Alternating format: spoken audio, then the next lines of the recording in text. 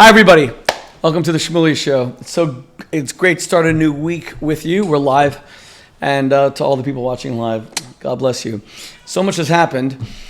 First of all, Dan Bilzerian. Now, why would I even mention a guy I'd never heard of who's basically famous for a soft porn channel? He even wrote to me, "I have so many more followers than you." Yeah, I don't have boobs and women's crotches, so maybe my numbers are lower. But you know what, Dan? Compared to you porn, you're also tiny. You're a nothing. I mean, even your porn channel doesn't really work. But why do I care about Dan Bilzerian? Because unfortunately, anti-Semites like him are growing a national following. So Dan Bilzerian wrote to me that I'm a piece of shit Jew, and that he knows that I will never fight him MMA style.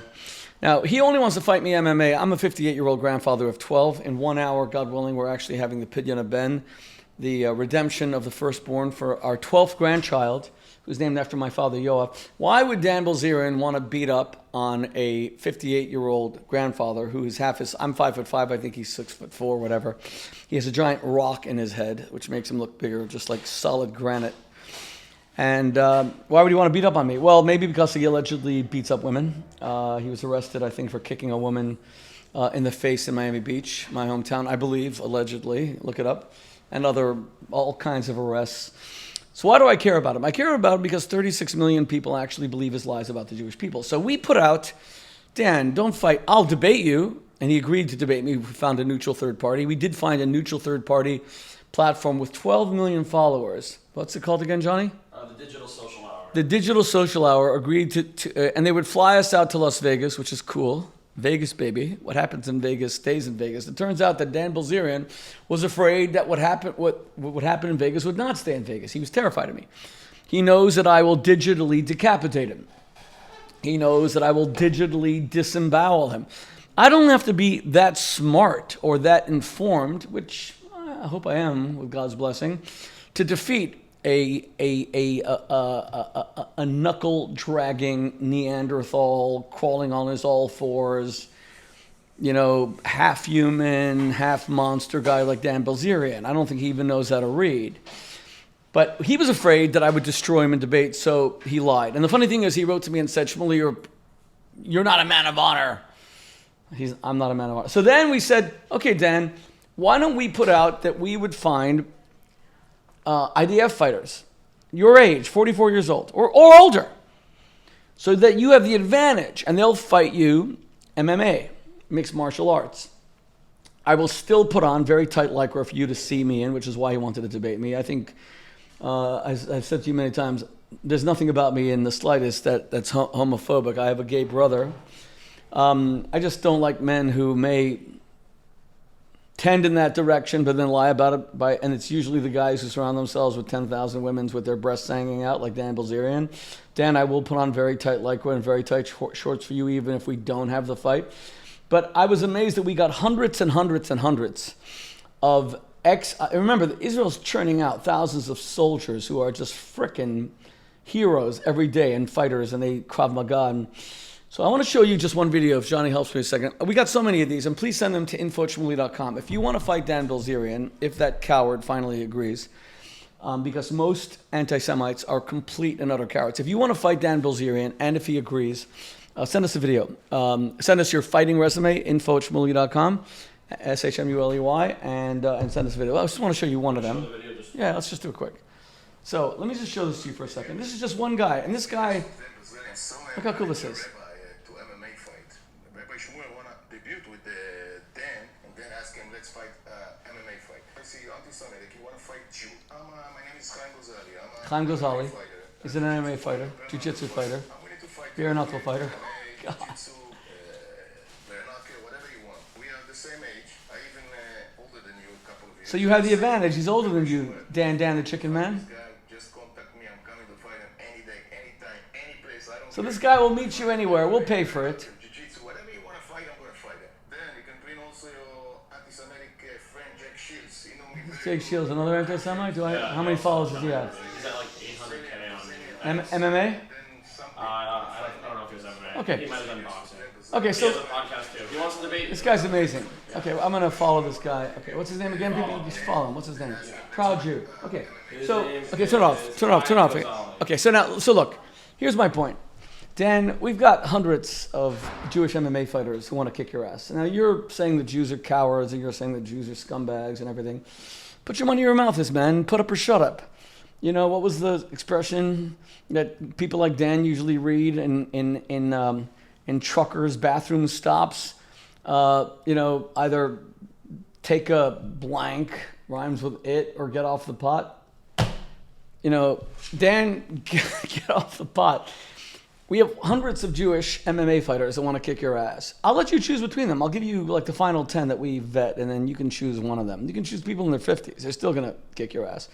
The Jewish community is so intent on destroying you in an MMA fight, and I'm not surprised, therefore, you're a coward.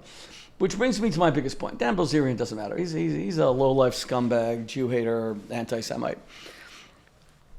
The real issue is this belief on the part of these vile, cretin anti-Semites. The Jews are not fighters. Make up your mind. Is the IDF so terrifyingly powerful that they're guilty of a genocide, which is fraud, in Gaza? That they're too powerful, that we Jews are too strong, that we control the whole frickin' world? Or is it the damn Bilzerian thing that Jews are scared and we're afraid? We're not afraid of you guys. We were never afraid of you. For those who argue falsely that the Jews of the Holocaust were, God forbid, sheep, who they went like sheep to the slaughter, they just got on the trains.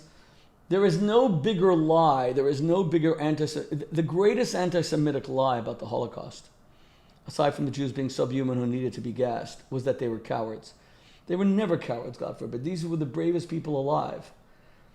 Their children were taken hostage by the Nazis. What the Nazis would do is they would put you in a ghetto, and then they would take your children from you and say, oh, you want to be with your kids? Then you have to accompany them because we're sending your kids to the east and they're going to work. The children were hostage in the same way that Israel today has its hand tied in Gaza just because of 55 Jews, because in the Jewish community, in Judaism as a religion, every life is of infinite value. An Arab life is an infinite value. A Christian life is an infinite value. Dan Bilzerian's is not, because he's erased the image of God from his countenance. He's no longer human. He's a monster. But the Nazis took all of these children hostage. If we had 55 hostages in Gaza today, in the Holocaust, we had hundreds of thousands of children. And the parents couldn't abandon their children, so they couldn't fight back. They couldn't fight and that's why you'll notice that and there were tons of Jewish partisans, hundreds of thousands. And there were hundreds and hundreds of Jewish rebellions against the Nazis, the most famous being the Warsaw Ghetto Uprising of April 18th to May 8th, 1943. You'll notice that they were all done almost entirely by people without kids because their kids couldn't be taken hostage, like my greatest hero, Mordechai Nalevich. But of course the Jews fought back, and now we're fighting back even with our children being taken hostage. The IDF is quite simply, after the United States military, the single most powerful army in the world. I want you to think about that. A country whose population is 10 million, of which only 6 million are Jews, and they're the ones that are drafted. The Jews and the Druze who are now being annihilated by the ISIS president of Syria, who's trying to pretend that now that he wears bespoke Savile Row suits, that he's actually respectable. He's annihilating the Druze, and the Druze are Israeli citizens, so Israel's in there protecting them. I debated that another numbskull, Cenk Uygur, who actually said, Israel's trying to take over Syria now. Israel's in Syria trying to prevent the genocide of the Druze. Look up who the Druze are, Cenk. But a country of 6 million, to have 6 million fighters, the second strongest military on earth, you see how ferocious we Jews are. For all of you who are anti-Semites, you should fear us Jews. You say we control the world, we control the banks, we control the media. Maybe, I hope so. From your mouth to God's ears, I hope we end up controlling all that stuff, because we can't even control right here in New York City an Islamist who's about to be elected mayor.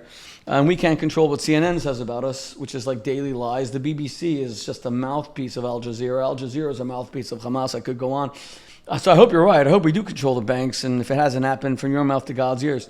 But one thing we are is we are ferocious fighters. Going back to ancient Roman times, the most famous book of history ever written was written by Edward Gibbon in the 18th century, and it was called The Decline and Fall of the Roman Empire. And he said there were many rebellions against Rome, but he said the two most serious rebellions against Rome were by the Jews. First, 66 to the year 70 of the Common Era. That's 2,000 years ago, 30 years after the murder of Jesus by the same Romans. The Jews launched a rebellion against the Roman general Vespasian, who became emperor, and then his son Titus. The Jews fought ferociously against 5 enormous Roman legions, especially the 10th Roman Legion, who conquered and destroyed Jerusalem, destroyed the temple. 60 years later, we were back fighting under the Bar Kokhba revolt, fighting the Hitler of the ancient world, Hadrian. And we decimated his troops so much so that he had to bring his greatest general who had conquered Great Britain, Julius Severus. He had to recall him all the way from Europe to defeat this small little ragtag group of Jewish guerrillas in the Bar Kokhba army. So we Jews are ferocious fighters. And Dan, that's why I know that you're afraid that your ass is going to be whooped. Your ass is going to be kicked. That you stand zero chance of beating any of these IDF soldiers. I see with my own sons, thank God. My sons who are IDF soldiers, they're frickin' ferocious. I mean, they're gentle and they're kindly and they're loving and they're the most amazing sons. But in war, they are frickin' ferocious. We Jews are fearless. So Dan, stop writing yourself. Stop hiding. Stop writing stupid messages to me on X. We've published them all. That you're a Jew with no honor. Please don't hurt me. Just put on the tight lycra. You're really afraid. So if we Jews are so ferocious, how is it that we've allowed the nations of the world to decimate us, desecrate us, slaughter us, rape us, drown us, burn us, forcibly convert us for 2,000 years? And again, the answer is very simple. We had no country of our own. We were at the disposal of all of these princes with giant armies. After the Romans, we were so successful against the Romans. Ultimately, no one could defeat Rome. But we kept the war going for so long. They hated us so much. They dispersed us throughout the world. And then we had no ability to organize as we did under Theodor Herzl, the modern Zionist movement, creation of the State of Israel. And again, we create the second strongest army in the world, second only to the United States military. And the whole Israeli army is about 300,000 men. The United States army is 2 million. China's like 6 million. And Israel could defeat any of these armies, with the exception of the United States military, and neither would there be any need, because America's the greatest ally Israel's ever had, and Israel's the greatest ally that America's ever had. But so that's the Dan Bilzerian thing. Which brings us to the next anti-Semite of the day. You think I want to spend time talking about Clandis Ovens, the first ever black female Grand Wizard of the Klan, who wants to send the Jews to the ovens, hence Clandis Ovens. But I'll tell you something. You know, in her lawsuit, the Macrons have now filed this lawsuit, and I may have played a tiny role insofar as when I saw the Macrons at the 80th anniversary of Auschwitz, I spoke to them about Clandis Ovens and told them what she's doing, and they already knew, and now they're suing her. Note, Clandis Ovens actually said the other day, all you have to do to repudiate my claim that you're a guy is like, she essentially said is, let me go with my doctor and show me your genitalia. Really, Clandis? Show us your genitalia. How disgusting, what is it about you that Brigitte Macron's genitalia plays such an outsized role in your life that you actually want to personally examine them? That's what we normal people call sick. Now, nearly all anti-Semites are sick. But Clandis has reached a level of demonic sickness that is no longer human. So much for that. The Macrons are going to destroy her. They're using the same lawyers that Dominion used against Fox News. And, you know, Fox News and Rupert Murdoch, they ain't no slackers, man. And still they were forced to pay $750 billion, $750 billion. And I think with Clandis, who's married to a billionaire, the same will be true. It would be really sad because her father-in-law, Lord Michael Farmer, is a good man, great friend of the Jewish community. It's a shame that the Macrons are probably going to take all of his money unless the farmers were wise enough when they had a monster named Clandis Ovens moving into their family. I hope that they wrote, you know, a prenup so that, God bless the Macrons, they're going to be billionaires, but I hope not off Lord Farmer, who's a good guy. But Clandis Ovens' husband, I met him once. I have nothing to say about him other than I feel really sorry for him. Which brings us to the next issue. So every day we wake up and we see 3 Israeli soldiers dead, 5 Israeli soldiers dead. 2 Israeli soldiers dead. And amidst all of that, people like Megyn Kelly, every right-wing MAGA podcaster is in almost a scrum. They're almost in a race. Who can be the biggest anti-Semite of all? So you have Tucker Carlson. Is he a Qatari agent? He won't answer. How did he change from being pro-Israel to being one of the most disgusting, abusive Jew haters in all of America? Screw him. I'm not going to talk about him. But then you have Clandis, and then you have Dan Bilzerian. And now you have Megyn Kelly, who said today that the IDF and Israel are losing the sympathy of the world by fighting in Gaza and by starving the population in Gaza. Okay, well, listen, Megyn Kelly. First of all, you're another one of these ideological kind of leprechauns. You change every day, just like Tucker Carlson. He was liberal when he was on MSNBC, conservative when he was on Fox. Now he's just insane because he's on X, which is all anti-Semitic, even though I love Elon Musk and I think he really likes the Jews. But Elon, you're making way too much money off anti-Semitism. There should be some guardrails, but even though I'm a kind of free speech absolutist, but I don't believe in inciting violence, which people do against me every single day, and I think Elon should curb that. But having said that, to Megyn Kelly, what do you think that we Jews prefer? That you should like us when we're frickin' dead?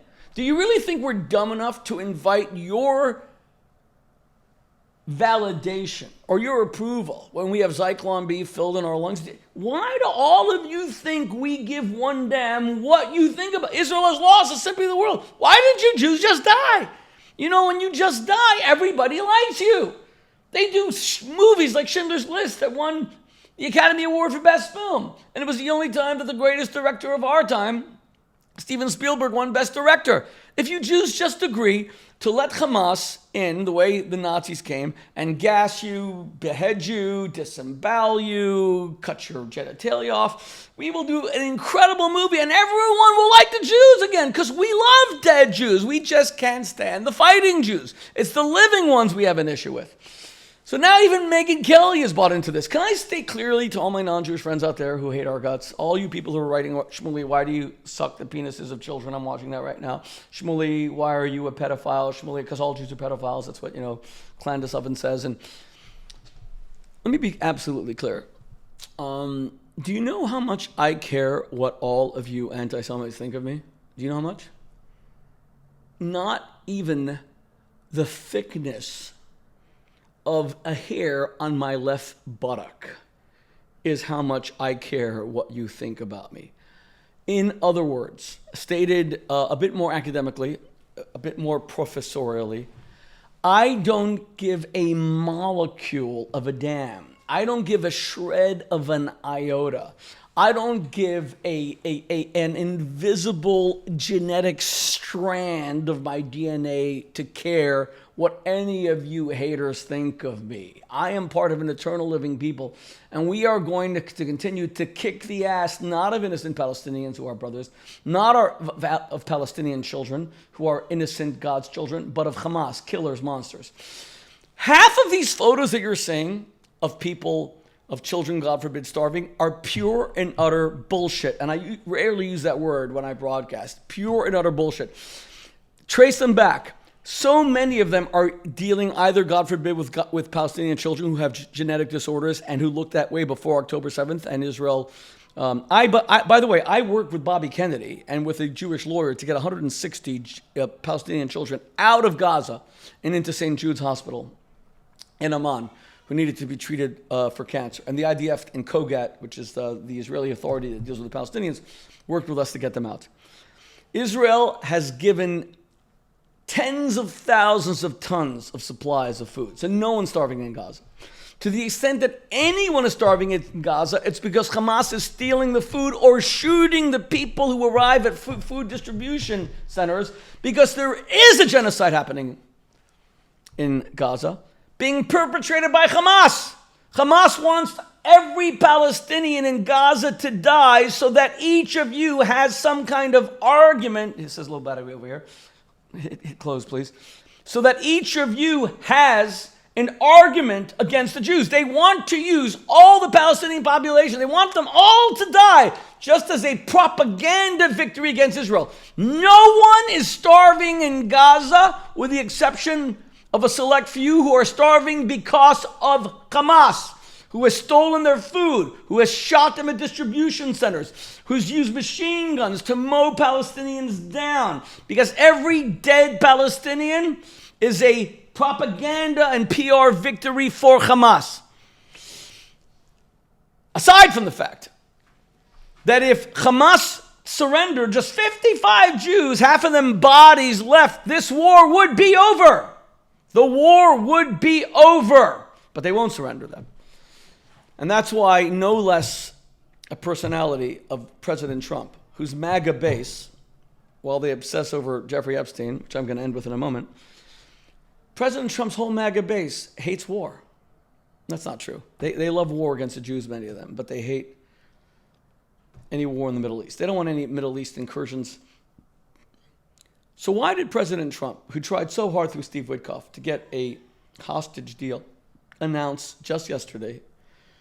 He was getting onto one of his helicopters or planes, and he famously said, amazing, he said, Hamas are killers. They don't want peace. We tried everything. Israel finished them. Think about that.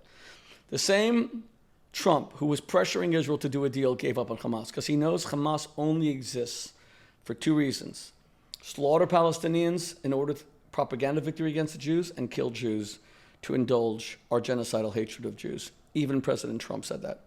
No one is starving in Gaza. Israel has tried everything to bring aid. The war is only continuing because Hamas attacked on October 7th and will not release the hostages.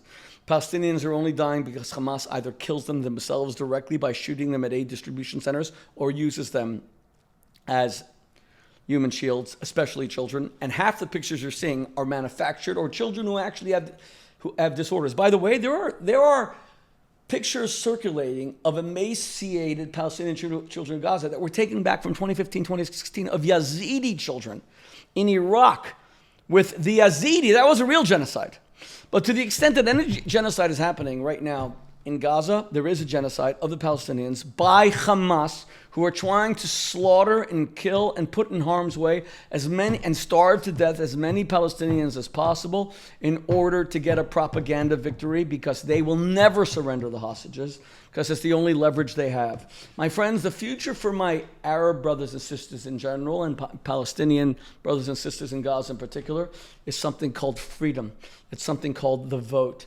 It's something called democracy. It's something called entrepreneurship. It's something called capitalism.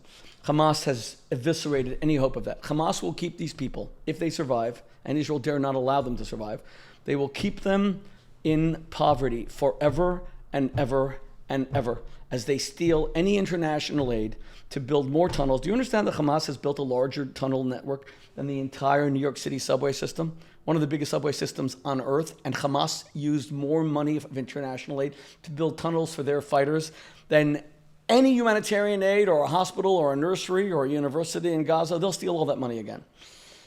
Which brings me finally to Jeffrey Epstein. Why is it that the MAGA base, so many of whom, sadly, even though President Trump is the greatest friend the Jewish people have ever had in the Oval Office, has a Jewish daughter, Orthodox Jewish grandchildren who go to the same school that I grew up in, Miami Beach, Florida. It's called the Hebrew Academy of Greater Miami. I'm sure they have tremendous security there.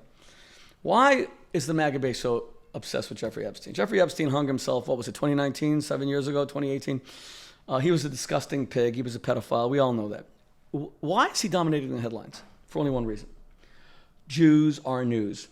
People like Tucker Carlson want to prove, as they said openly, libeling, I wish Israel would freaking sue him, that Jeffrey Epstein was a Mossad spy. Think about this. Now, on the one hand, Tucker Carlson wants you to believe every conspiracy, the Jews control the world, the Jews have the greatest intelligence thing, Mossad killed JFK. We're smart enough to outsmart the Secret Service and kill JFK and hide it and bury it for 60 years, and it hasn't come out because that's how smart we Jews are. But we're dumb enough to actually go to a sicko, pedophile, loser, disgusting child molester to hire him as a spy. We would take, the Mossad would take that risk. So on the one hand, Jews are so smart, they control everything, they control the media, if we control the media, we'd shut you up. We don't control the media. The Mossad has their tentacles everywhere. But they're dumb enough to hire a spy who would be so compromised in 10 billion different ways that he would have to become a double agent for anyone because they have millions of pictures of him screwing around with 15-year-olds. And by the way, if Mossad controlled Jeffrey Epstein, which is the only reason, as I said, all these anti-Semites want to bring him up and use him as a cudgel against President Trump. And notice that all of this started only after Trump attacked Iran, which bothered the anti-Semitic MAGA base. Remember, half of MAGA are usually pro-Israel, Christian conservatives, Orthodox Jews, and half of them, unfortunately, are Klan and quasi-Islamists. Notice all this only started after Trump attacked Iran, after Trump helped to save Israel and the United States, because Iran wants to drop a nuclear bomb here in New York much more than Jerusalem. They just don't know how to deliver it, but they're working on missiles that will deliver it. It all started after Iran because Tucker Carlson, Candace Ovens, and even people like Megyn Kelly, who all these people obsessed with Jeffrey Epstein, they all want to say that Jeffrey Epstein was some sort of Mossad spy. If he was a Mossad spy, why was Mossad dumb enough to lure him into getting Prince Andrew to allegedly have sex with? How does Prince Andrew help us? Nice guy, total non-entity, doesn't know what to do with his life. He's the spare. Why would we go after such incredible losers? By the way, Ehud Barak was Prime Minister of Israel and Israel's most decorated soldier. He was also seen at Jeffrey Epstein's place. I guess the Mossad is now using the Mossad against people who once ran the Mossad. It's like, if he were a Mossad spy, you'd think we'd want to get the Emir of Qatar with pictures in bed with 15-year-olds. You know, true evil people that you could then blackmail. Or Ayatollah Ali Khamenei in bed with 15-year-olds. But no, we got Prince Andrew because Prince Andrew was going to change the whole Middle East. That's how stupid, dumb, Neanderthalic, single brain-celled the anti-Semites are. To Dan Bilzerian, you are a coward, chicken man. Dan the chicken man. You could change. We have 100 IDF soldiers. I'll let you choose which one. We'll make them 10 years older than you, 54, and they'll still kick your ass. And me, the debate you agreed to do against me, I will let you come, as I said, with 10 top historians in the Middle East who know what the Peel Commission is, you have no idea. Who know what the 1947 UN partition plan vote is, you have no idea. You probably think the UN is some kind of grunge rock band. But you can bring the 10 top historians, Princeton, Harvard, to debate me alongside you, and I will still kick your ass in the debate, guaranteed. And by the way, if you agree to the MMA fight, we will pay you $10,000, because I know you love money, to do an exhibition fight against an ex-IDF soldier who's MMA, and you can choose. We'll give you, like, out of the 100 that we're current, we'll let you choose out of 10. Dan the chicken man. Bok. Bok, bok, bok, bok, bok, bok, bok, bok, bok, bok. Coward. Yellow belly. Anti-Semite. See you tomorrow, guys. God bless you all.